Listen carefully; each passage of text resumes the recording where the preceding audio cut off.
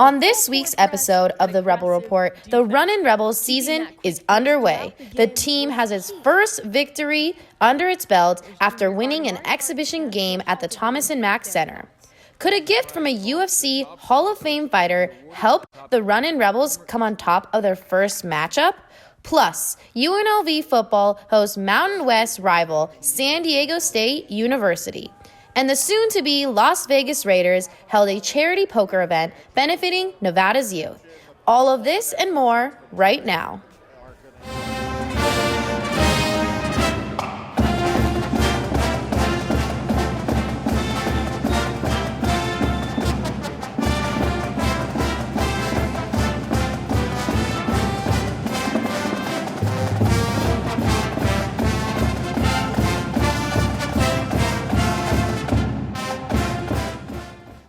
Welcome to the Rebel Report. This is our spooktacular Halloween special. I'm Chelsea Abate. And I'm Daria Abbasi. Oh, good evening, San Diego. You stay classy. I'm John Burgundy. Thanks, Ron. Or is it John? I don't know. I love scotch. Also got world-famous boxing trainer Jeff Mayweather joining us in studio to tell us about his role in the superstar boxing match between social media influencers KSI and Logan Paul. Before we dive into today's Scary Good Stories, we'd like to thank everyone watching online and KCLV Channel 2. The Runnin' Rebels are ready to tip off the 2019-2020 regular season. New Runnin' Rebels head coach TJ Otzelberger made his UNLV courtside debut for the team's first exhibition game. For reporter Sam Mann is in studio to tell us more about how it went. Thanks, Daria. This year marks the 29th anniversary since the Runnin' Rebels won their national championship, but it's also the start to an exciting new era. Runnin' Rebels return to the MAC to take on the West Coast Baptist College, giving fans a sneak peek at what to expect this season. The Runnin' Rebels opened their game against West Coast Baptist College with a full-court press and aggressive defense. Keeping that quick pace throughout the game was key to forcing turnovers and capitalizing on breakaways. Fans were feeling the energy too, smiling, cheering, helping the boys end the first half with a lead of 57-15. Returning in the second half, West Coast Baptist gained some ground early on, but after recollecting themselves, the Rebels finished with remarkable focus, really taking into account those fundamentals and technique the coach has been talking to them about all throughout the offseason. Here's junior guard Amari Hardy and Coach Otzelberger with their thoughts. You know, our team tonight, we just wanted to go in and focus on ourselves tonight, focusing on the details, focusing on the little things that will propel us into the next game. Going in every night like this, take games like this, you don't want to take these type of games lightly. You want to continuously build on it, and I think we did that tonight. Once we settled in, really happy with how they shared the ball, really happy with how they played for each other. Thought we had great energy for the most part, and fortunate to come out with a good win here in the exhibition game. Fans certainly happy as the Runnin' Rebels walked away with the win, 112-54. And it was Jonah Antonio who led the team, 23 points and 9 rebounds. Now, we'll keep you up to date all throughout the season, but for now, let's send it back to the desk. Thanks, Sam. The Runnin' Rebels will officially kick off their season with a home opener on November 5th against Purdue Fort Wayne. Ticket information can be found at unlvrebels.com. So the Runnin' Rebels actually have more than just wins to play for this season.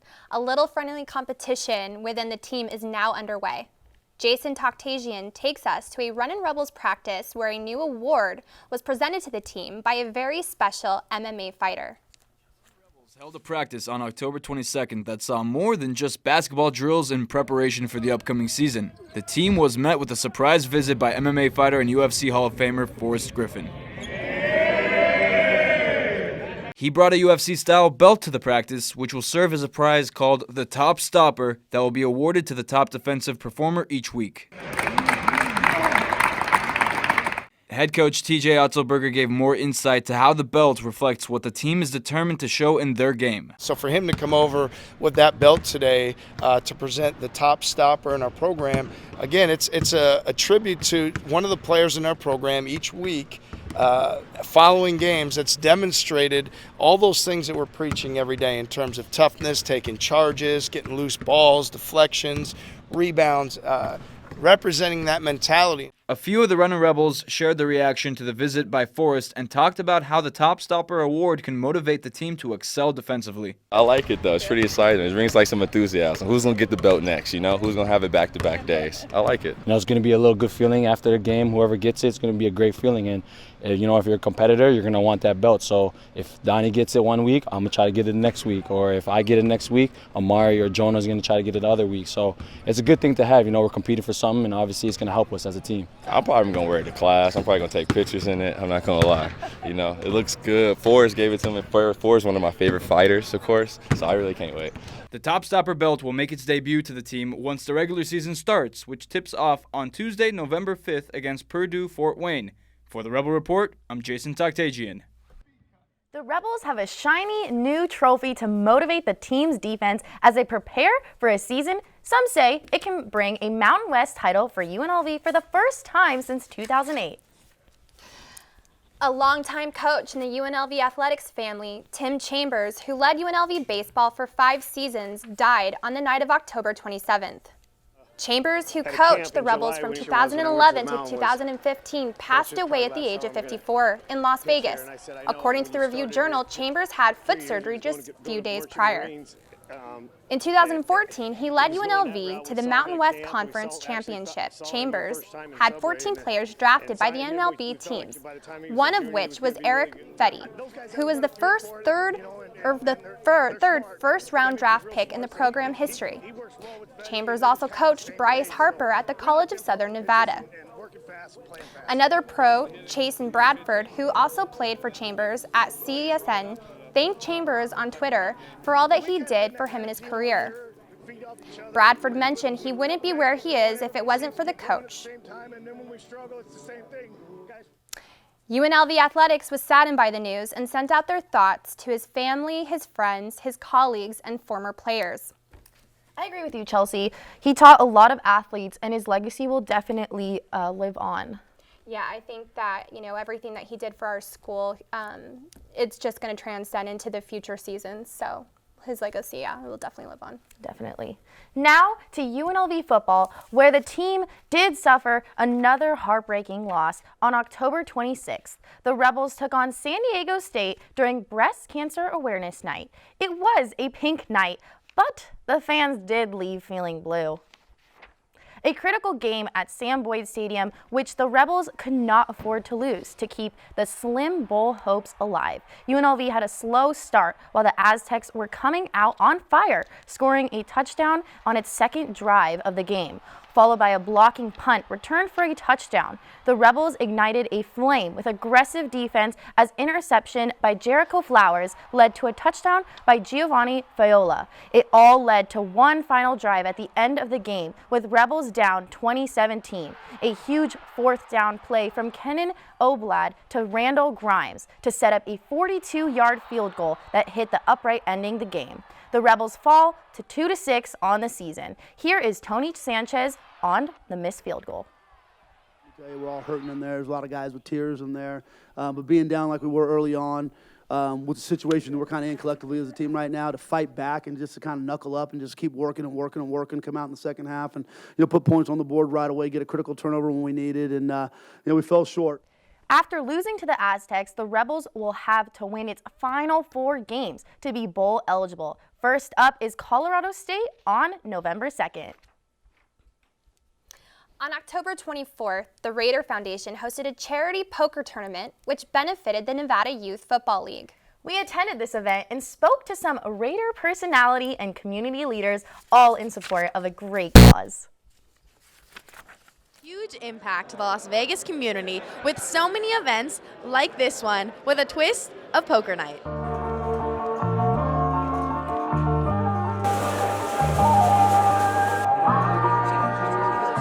$500 gets you your entry to the reception, the party, and your seat at the table for the poker tournament, all the net proceeds from tonight are going to go directly to the Nevada Youth Football League. Came from poverty, came from a tough environment growing up in New York, and without the game of football, without youth football, I don't know where I'd be. And so I think there's no better organization that we start out supporting than Nevada Youth Football. We all can do our part to make this community a little better.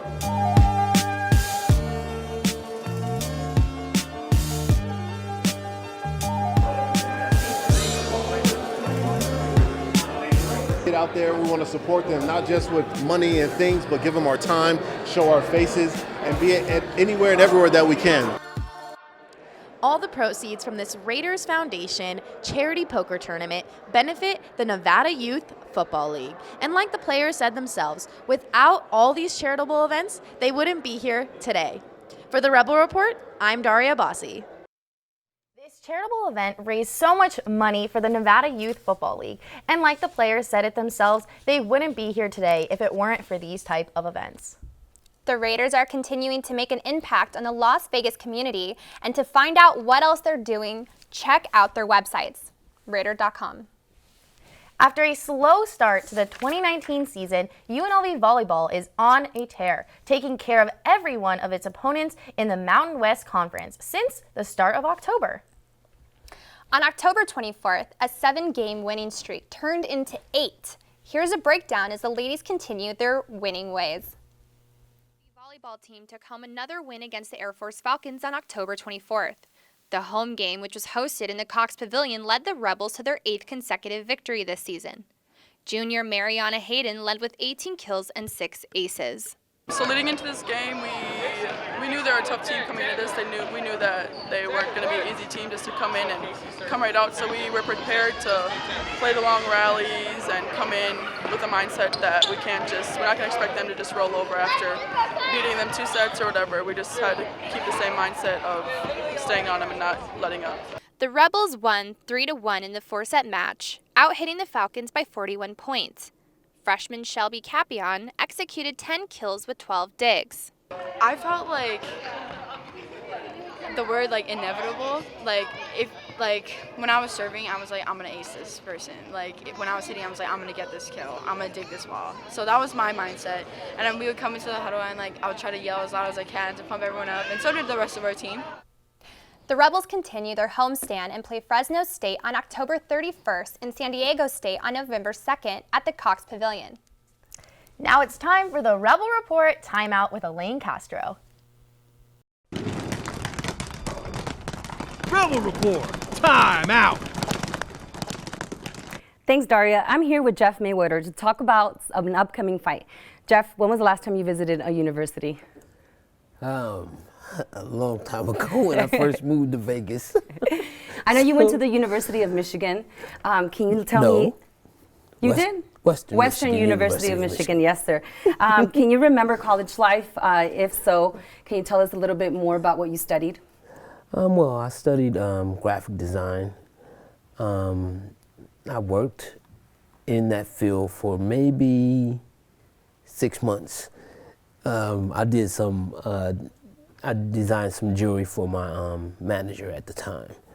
And that's really almost the only graphic design work I've ever done since I've been in Las Vegas and even toward my degree. So if you could give your past self some advice and or someone here in this room some advice, what advice would that be? Because I know you're full of wisdom, so. I'm out of wisdom right now. No, actually that you gotta follow your heart. I mean, when it's time to make a decision, a life decision, I think that you gotta follow your heart. I mean, not always your chosen curricular. You gotta follow your heart, and that's what happened with me. So now let's talk what everybody wants to talk about, KSI Logan Paul 2. The first fight ended in a draw. Right. Yeah, it got a lot of attention that people did not anticipate.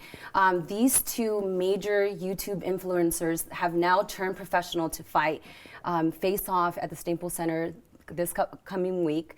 Do you think this type of events are changing the name of boxing?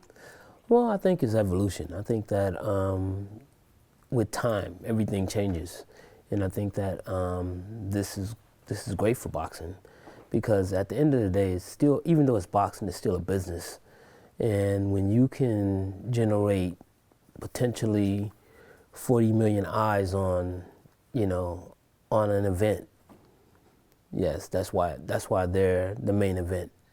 Not because they're great fighters or anything like that. It's because of the following that they can generate. Definitely, the following has a lot to do with it. We're anticipating a huge turnaround for this next event coming up on November 9th. Now, let me ask you this. Do you think that with good training and a good training camp, anybody can get into the boxing ring? Not just the camp. It has to generate over time. I mean, don't get me wrong. I mean, it's fine for these two guys to do this because, I mean, they do have a camp, but still, they're not fighters. But they still are somewhat athletic. So it's okay for a YouTuber to fight a YouTuber, but for a YouTuber to fight a real fighter, no. Mm-hmm. Yeah, definitely not. It's going to be very dangerous on their end. Typically, they might just get hurt. Now, how has it been for you advising the fight and also training a YouTube now turned professional fighter versus training a real boxer?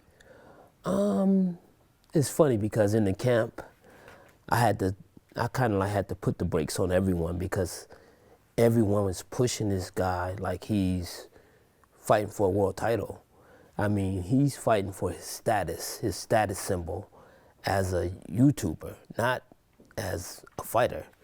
So everyone was pushing him, and also he's one of those people that when you push him, he wants to satisfy everyone.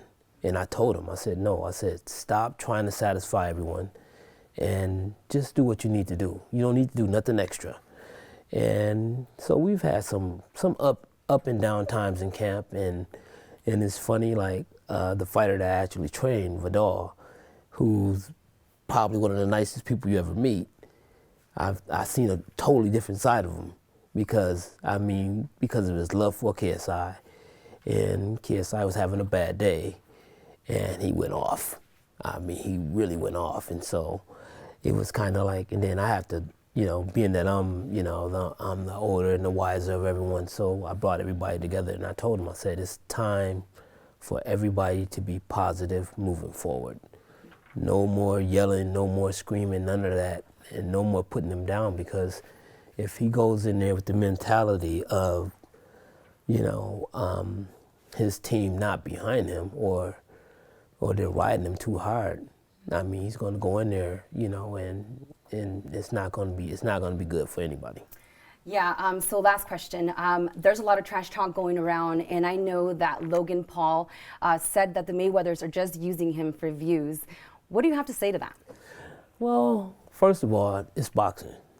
When you speak boxing, what do you speak? Mayweather. So I was chosen to be a part of this team, so that comes with the territory. I mean, they have following. I have a name. So what's the difference? I mean, we're bouncing off one another. Yeah, absolutely. Well, that's all I have for you today, Jeff. Thank you so much for your That's time. it? Yep, that's it. Hey. Now it's time to toss it back to the discussion panel. Thank you, Elaine. Welcome back to this week's panel discussion. I'm your host, Karina Trujillo. With me, I have Diamond Williams, Derek Kruger, and Carla Lopez. We have so much to talk about. Let's get right into it. Diamond, the UNLV football team lost 20-17 against San Diego State University. They play Colorado State November 2nd. What do they need to do to win? This was definitely a tough loss because of how close they were. Even Coach Sanchez mentioned that a lot of the players were crying in the locker room. So, and what puts more pressure on them is that they have to win their last final 4 games to even become bowl eligible. So this is a lot of pressure. But Colorado State has not been doing as good this season as UNLV, so I don't think that they have much to worry about.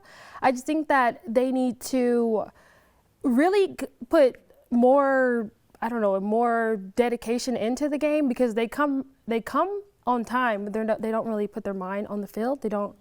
So I just think it's going to take a lot for them to step up. But I think they got this one. I think they got it. Perfect. We'll have to see. All right, moving on to the Runnin' Rebels. They won their exhibition game 112-54 against West Coast Baptist. How did they get this victory?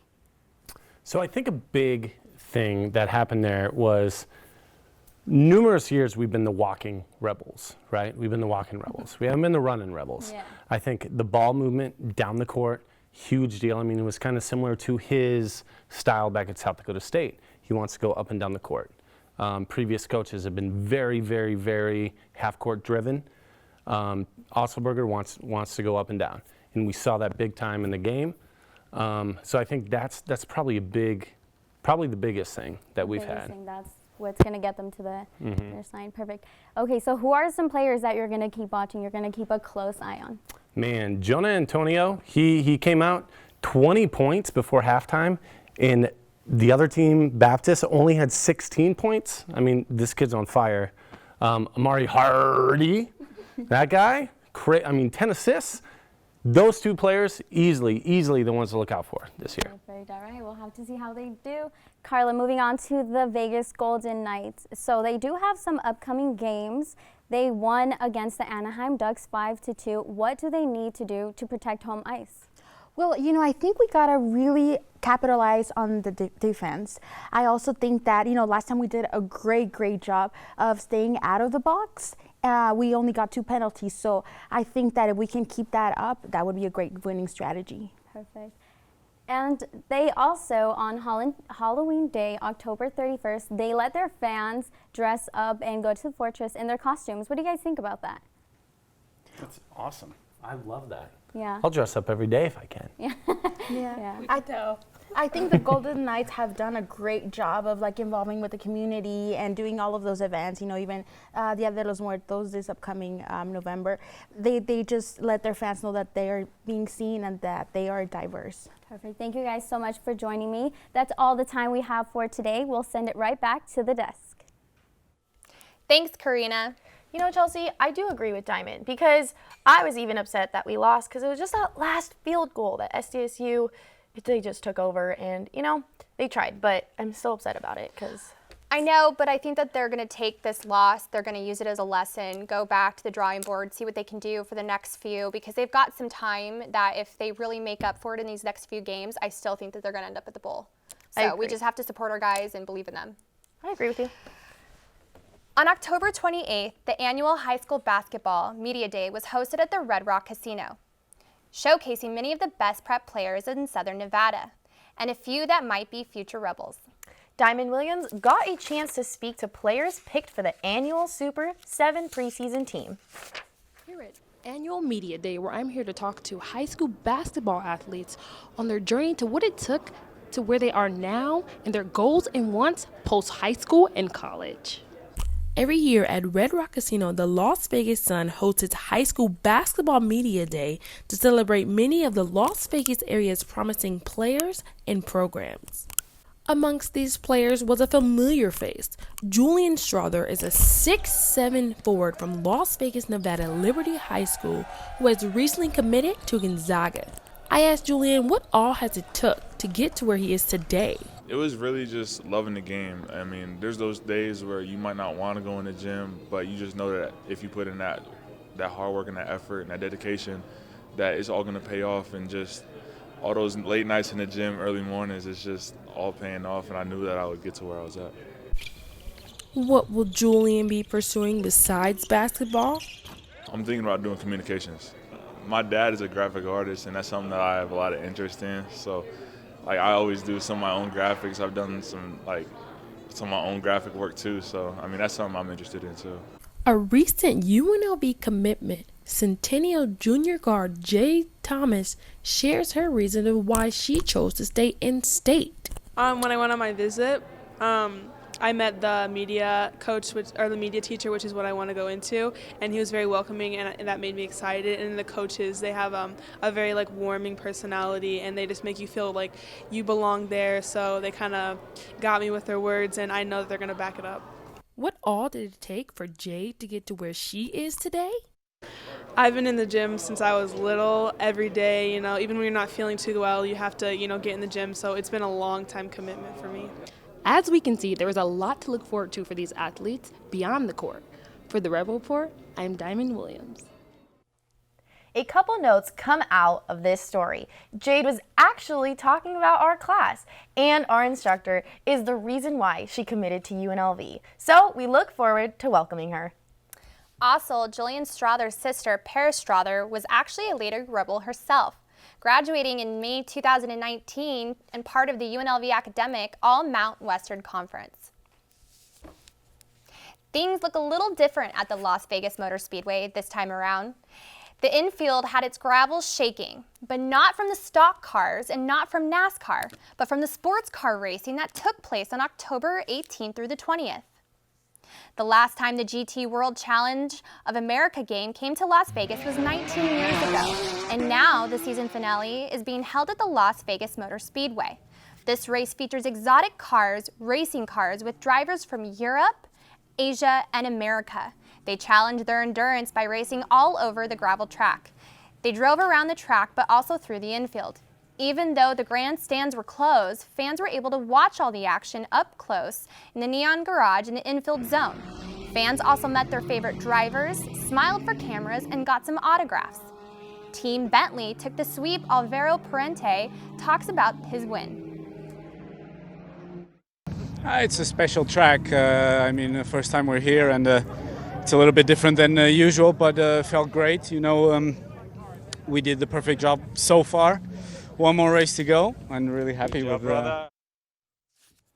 The champions from the series are being crowned far from the Speedway, but right at the heart of Las Vegas at the Bellagio Casino.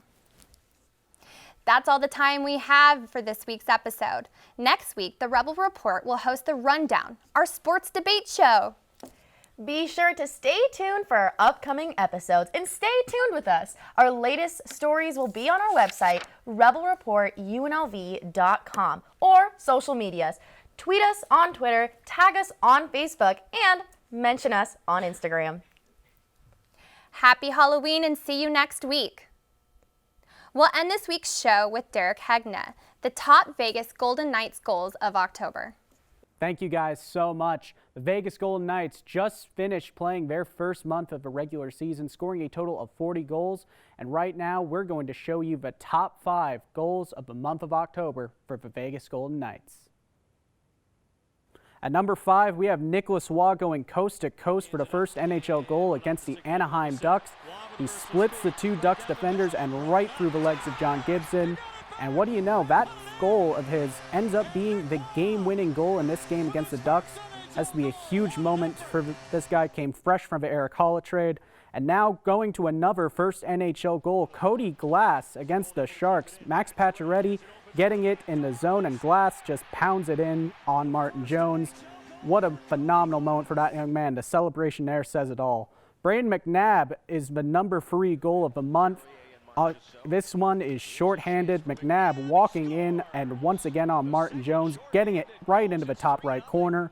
Big goal and wonderful shot. And now going from the shorthanded to the power play, Max Pacioretty looking, waiting, and bam, right into the top right corner. Huge goal for the Knights as they pick up the victory in that game. And number 1, Riley Smith doing his best David Copperfield impression. Just look at this. Goes right past the Ducks defender, gets it into the zone a few passes later, and who else but William Karlsson to get it in against the Ducks. And that's going to do it for our top 5 goals of the month. From the Rebel Report, I'm Derek Hegna.